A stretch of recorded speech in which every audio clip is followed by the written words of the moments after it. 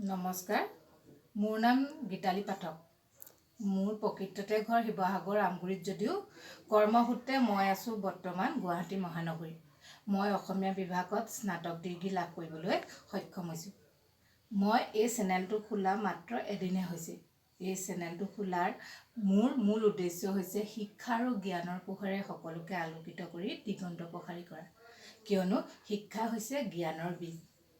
এই বীজ যাতে সময়ৰ লগে লগে অংকুৰিত হৈ এজোপা বৃহৎ বটবৃক্ষৰ ৰূপ দিব পাৰোঁ, তাৰে সামান্যতম প্ৰয়াস মাথো মোৰ ফালৰ পৰা।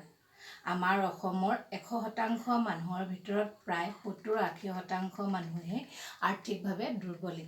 সেয়ে তেওঁলোকৰ ল'ৰা ছোৱালী শিক্ষাৰ ক্ষেত্ৰত অধিক প্ৰতিভাসম্পন্ন হ'লেও আৰ্থিক দৈন্যতাৰ বাবে নিজাববীয়াকৈ বা ব্যক্তিগতভাৱে কোনো টিউচন ক্লাছ তথা কোচিং ক্লাছ ল'ব নোৱাৰে বাবে কিছু ক্ষেত্ৰত অন্য ল'ৰা ছোৱালীতকৈ তেওঁলোক পিছ পৰি থকা দেখা পোৱা যায়।